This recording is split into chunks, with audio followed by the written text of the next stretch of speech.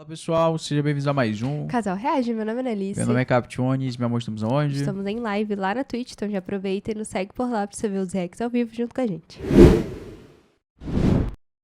Trazendo aqui um Decifra Hits, Decifrando a Vítima, uma música aí, Racionais, né? O acidente que marcou a história do grupo. Já vou deixar meu like aqui no vídeo. Já aproveita, se inscreva no nosso canal se você não for inscrito e deixe seu like. 3, 2, 1, Gol. Revelava linha por linha todo. Em 14 de outubro de 94, os Racionais MCs se envolviam num acidente fatal que marcaria para sempre a história do grupo. 8 anos depois, eles fizeram um rap que revelava linha por linha todos os detalhes e consequências daquele evento trágico. Eu sou o Guilherme e hoje vamos revelar a história por trás da música A Vítima dos Racionais MCs aqui no canal Decifra Hits. Naquela noite eu acordei e não sabia onde estava. Pensei que era sonho. No final de 94, lembrando que a gente já trouxe o react dessa música aqui no canal, então só dá uma procurada aí que você vai Provavelmente encontrar. saiu antes ou vai sair. os Racionais já tinham lançado seu terceiro trabalho, Raio X do Brasil, disco que trazia clássicos como Fim de Semana no Parque. Chegou fim de semana, todos querem diversão. Só alegria, nós estamos no verão. E Homem na Estrada. O homem na estrada recomeça a sua vida, sua finalidade. Com o sucesso do álbum, o grupo paulista conseguiu furar a bolha e estourar em todo o Brasil. A partir daí, a agenda de shows dos Racionais começou a lotar de uma forma que eles nunca tinham Nossa visto, Senhora. chegando a fazer até 6 shows numa única noite. Os jovens de 20 e poucos anos sabiam que tinham uma oportunidade de ouro em mãos, então não mediam esforços para fazer o seu corre, mas foi numa dessas correrias que um deslize fatal acabou acontecendo.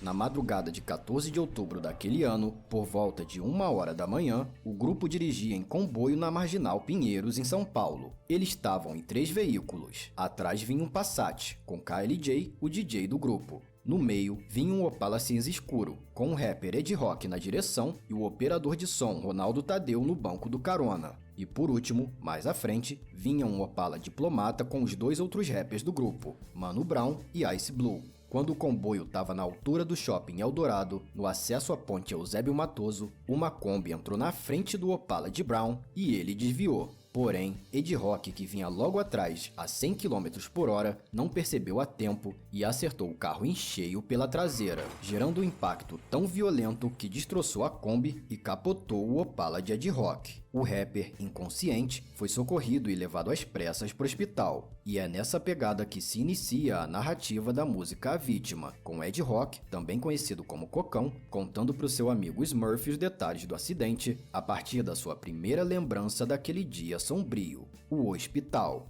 Naquela noite eu acordei e não sabia onde estava. Pensei que era sonho, o pesadelo apenas começava. Aquela gente vestida de branco parecia com o céu, mas o céu é lugar de santo. Ed Rock acordou no hospital, mas, ainda atordoado, chegou a achar que tinha morrido. No entanto, nessa linha ele reconhece que não é um santo, então não poderia estar no céu. Aliás, mesmo sendo jovem e com toda a responsa do grupo, ele teve a humildade de reconhecer a sua parcela de erro naquele evento. Aquele acidente foi um puxão de orelha para eu voltar para a realidade. Eu tava fora do chão, me achava demais, me achava o cara, que podia tirar minha onda como quisesse. Era uma época em que eu era irresponsável, disse o rapper em entrevista para Rolling Stone em 2013. Legal, véio. Com a brilhante habilidade de contar histórias típica das letras dos Racionais, Ed Rock transporta quem ouve essa música para dentro daquele quarto de hospital, detalhando com precisão o cheiro do éter usado para anestesiar os pacientes, as luzes, a dor de cabeça e os pontos cirúrgicos atravessando seu corpo. Tudo isso ao mesmo tempo que reflete sobre a fragilidade e brevidade da vida, pensamento típico de quem teve uma experiência de quase morte, dizendo: do que adianta você ter o que quer se num piscar de olhos Você é furado igual peneiro sem valor numa cadeira de roda.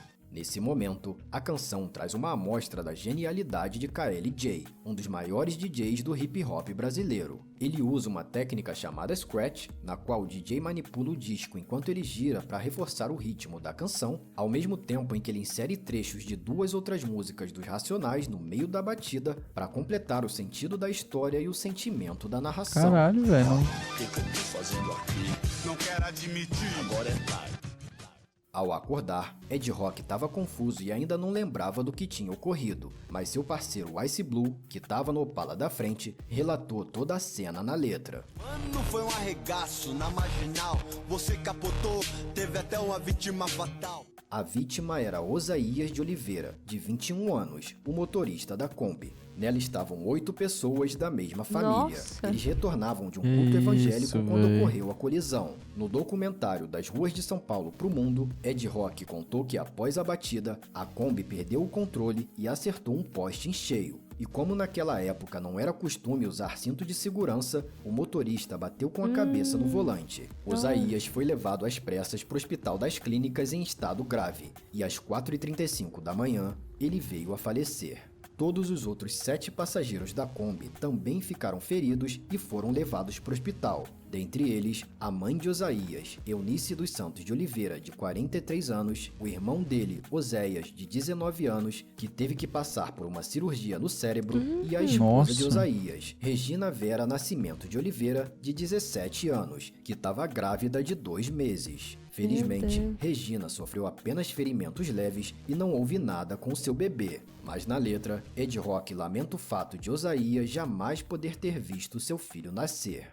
Ele deixou uma mulher que esperava um filho, um evangélico que nem conheceu o filho. Fatalidade ou imprudência? É com essa pergunta que Ed Rock inicia o terceiro verso, onde ele conta como a mídia tentou destruir a reputação dos Racionais e julgá-los pela morte de Osaías antes mesmo do veredito de um juiz. Naquela época, o hip hop estava apenas começando no Brasil, e os grupos de rap eram vistos com muito preconceito pelas classes mais ricas da sociedade. Por isso, diversos jornais começaram a tentar incriminar os Racionais, Nossa, dizendo que eles absurdo, estavam véi. praticando um racha. Num mundo que não existia É de rede mentira. social, a TV era quem detinha True, o poder pior de que isso é cancelar as pessoas, influenciando a opinião pública da maneira que eles bem entendessem. Tumultuou, nunca vi tanto carniceiro. Me crucificaram, me julgaram no país inteiro. No dia seguinte ao acidente, Ed Rock e Ronaldo Tadeu tinham acabado de receber alta e foram direto para a delegacia prestar depoimento. Lá eles puderam dar sua versão do que ocorreu naquela madrugada. Ed Rock esclareceu que eles não estavam tirando um racha. Aliás, nas palavras dele, racha era coisa de playboy. Na verdade, eles estavam indo fazer um show no extinto clube Aeroanta em Pinheiros e que estava marcado para 00:30. Então eles já estavam bastante atrasados e por isso estavam dirigindo em alta velocidade. Ed Rock explicou que a Kombi, de ano 72, estava sem iluminação traseira e isso, somado ao pouco tempo para a reação, fez com que ele colidisse o carro. Segundo Milton Salles, o empresário dos Racionais, os demais membros do grupo se ofereceram para prestar auxílio aos passageiros da Kombi. Depois do depoimento e das perícias, a polícia indiciou Ed Rock por homicídio, mas o juiz é quem iria decidir se foi uma imprudência ou uma fatalidade, e portanto, se o rapper seria preso ou não. Obadias, o pai da vítima, chegou a afirmar que a Kombi era o ganha-pão da família, que fazia entregas para sobreviver. Mas agora, além de perder o filho, perderam sua única fonte de renda. Segundo esse jornal da época, a família pediu outra Kombi e R$300 mil de indenização. E é nesse ponto que se inicia o quarto verso da música, com Ed Rock detalhando todo o seu julgamento pela morte de Osaías. 2 anos e poucos de audiência. Pra mim já era o início da minha penitência. Rock sabia que estava correndo o risco de ser preso, mas mesmo antes da sentença, ele já se sentia julgado pela mídia e pela sociedade, pagando sua pena ao ter que enfrentar um longo processo judicial, somado às críticas e ao sentimento de culpa pela morte de Osaías. E mais uma vez vemos a genialidade dos Racionais no título dessa canção, já que, mesmo que de uma forma diferente, o rapper também se tornou uma vítima de todo esse processo. Ao chegar no tribunal, Ed Rock se depara com um ambiente hostil e angustiante, viaturas policiais, advogados e presos por todos os lados. E novamente, o rapper impressiona ao conseguir descrever na música todas as cenas que passavam diante dos seus olhos, te transportando para dentro daquele prédio. Num momento, ele vê um cara algemado, olhando para a parede e com vários policiais à sua volta, o que indica que se trata de um cara bastante perigoso. Aquela cena parece criar em Rock uma visão do que pode acontecer com ele e do tipo de pessoa que ele poderia encontrar na cadeia, o que gera uma enorme ansiedade em Rock a ponto de ele ficar com a boca e com a garganta seca. Isso é muito foda porque, que nem ele fala, tipo, cada frase a gente imagina frames do que tá acontecendo na realidade. Você E é realmente nesse consegue momento- fazer a cena na sua cabeça com a descrição dele. O que ele diz. Fui beber água, me deu uma sede. Nessa hora, ele recebe uma ligação do seu advogado informando que o juiz havia finalmente dado seu veredito. Porém, o sinal do celular estava muito fraco e Rock não conseguia entender qual havia sido a sentença. Não dá pra escutar, mas eu tô indo pra aí, falou, tô chegando. Numa época sem smartphones, a única forma de ele conseguir essa resposta era indo de encontro ao advogado. Rock então pegou o metrô e dentro do vagão, sua ansiedade, que já estava no auge, ficou a ponto de sair do controle. Para evitar isso, ele começou a tentar se distrair observando as pessoas ao redor e imaginando como seria a vida de cada um. Ele vê uma garota bonita, com um corpo atlético, um garoto lendo concentrado e que parecia ser um bom filho, até que se depara com uma senhora crente, de pele escura e aparência cansada, que o faz lembrar da dona Eunice, mãe de Osaías. Ela me fez lembrar, parece a mãe da vítima. Como será que ela deve estar?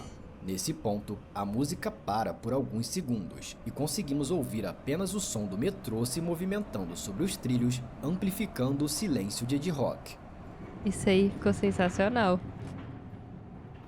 Provavelmente pausa. esse silêncio foi deixado na música como uma forma de prestar condolências e respeito à dona Eunice, além de servir como uma resposta à pergunta que Rock havia acabado de fazer. Como será que ela deve estar? Demonstrando que nenhuma palavra poderia descrever a dor da perda de um filho. Depois de um silêncio de mais de Profundo, 10 né, cara? segundos, ouvimos o som da porta do metrô se abrindo, e só então a música retoma, com Ed Rock revelando o endereço no qual ele havia acabado de chegar. Cheguei no prédio da Ipiranga com a São João. Respirei fundo. Rock provavelmente estava se dirigindo a esse edifício, o qual ainda hoje abriga alguns escritórios de advocacia. Mais uma vez, a angústia e nervosismo tomam conta do rapper, e novamente ele tenta se distrair observando coisas simples, como um aviso de proibido fumar na entrada do prédio. Ao entrar, ele se depara com um porteiro simpático que o faz lembrar de seu pai, e isso provavelmente gera em Rock uma cascata de lembranças e sentimentos de culpa por imaginar a angústia que seu pai teria ao ver o filho naquela situação. O porteiro tiozinho lembra meu pai. Qual andar que você vai? Se sentindo péssimo naquele momento, Rock responde que vai ao 10º andar. E enquanto se dirige ao elevador, lembra do quanto todo esse estresse afetou sua saúde a ponto de ele ganhar muito peso nesse período. Para piorar a situação, ele descobre que o elevador está quebrado e logo percebe que não terá um dia de sorte. Elevador quebrado. Tem dia que é melhor não acordar, que dá tudo errado. Rock então começa a subir as escadas, contando cada degrau como uma forma de controlar a sua ansiedade, o que parece não surtir muito efeito. Ele sente uma presença maligna naquele lugar, como se estivesse sendo observado enquanto um calafrio percorre sua espinha. Rapidamente, ele perde o controle da sua mente que o transporta para aquela cena que ele não queria lembrar, tendo flashbacks do dia do acidente, da sua tentativa frustrada de pisar no freio, da Kombi completamente destroçada e principalmente da vítima. Após longos anos de julgamento, Ed Rock finalmente recebeu sua sentença e falou sobre ela numa entrevista para Rolling Stone, dizendo: "A gente paga pelos nossos erros. Paguei pelo meu erro. Foi perdida uma vida, e a vida não é uma brincadeira. Continuei vendo a família da vítima nas audiências judiciais. Me coloquei no lugar deles. Paguei com o dinheiro que o grupo arrecadava com shows e me emprestava. Mas a vida de uma pessoa não se resume a um valor." Apesar de toda essa situação Verdade. angustiante, Ed Rock nunca se esquivou de suas responsabilidades, se colocando à disposição de apoiar a família da vítima e de pagar suas dívidas com Deus e com a justiça da forma que fosse preciso. Ao invés de omitir, ele não só reconheceu os seus erros, como também imortalizou sua postura nessa fascinante obra de arte. E histórias como essa só vemos nas melhores músicas de hip hop, Caramba. Foda, velho. Gangsta's Paradise, do rapper Coolio. Se quiser saber mais sobre essa outra história, é só clicar nesse vídeo. Muito obrigado por ficar com a gente e até a próxima. Ô, velho, que vídeo foda. Nossa, que explicou muito bem. Bem, tipo, a gente já conseguiu pegar muito detalhe, né? Aham, sim. Eu acredito eu, da música, só que ele trouxe outros detalhezinhos e coisas que se encaixaram melhor na visão, velho. Que vídeo fenomenal. Uma música muito boa, né? Tipo, sim. rever essa história novamente. A análise dele Com sobre essa a música, né? análise 10 de 10. Pô, é aquilo que ele falou, é impressionante o quanto ele transpareceu na letra o sentimento, a vivência que ele teve nesse processo, que foi um processo longo, doloroso, ele se culpou muito, que foi muito difícil, tanto pra ele quanto pra família. Tipo, eu achei muito legal dele sempre colocar a família, tipo, a família da vítima. Poxa, a ela que está sentindo a dor, ela que tá... Quando tem um silêncio, sofrendo. fala sobre ele ter pagado, né, financeiramente, mas sempre deixando claro de que nenhum dinheiro, nada do que ele pagasse ou fizesse iria trazer uma vida de volta, porque no final a vida não é brincadeira, né? Isso. E achei muito foda também nesse começo que ele fala que na música não fala isso, né? Sobre a entrevista que ele deu, que ele estava se achando cara, que ele podia fazer o que ele quisesse, mas que ali naquele acidente colocou ele de volta na realidade, que a vida é um sopro, que não adianta tu ter tudo, tá ali na cadeira de roda, que a gente é frágil, velho. Que análise foda, música perfeita. Comenta o que vocês acharam, deixa aqui indicação de outras músicas, Se inscreva vídeos no que a nosso gente pode canal estar se trazendo. você não for inscrito. Até o próximo, tchau. Tchau.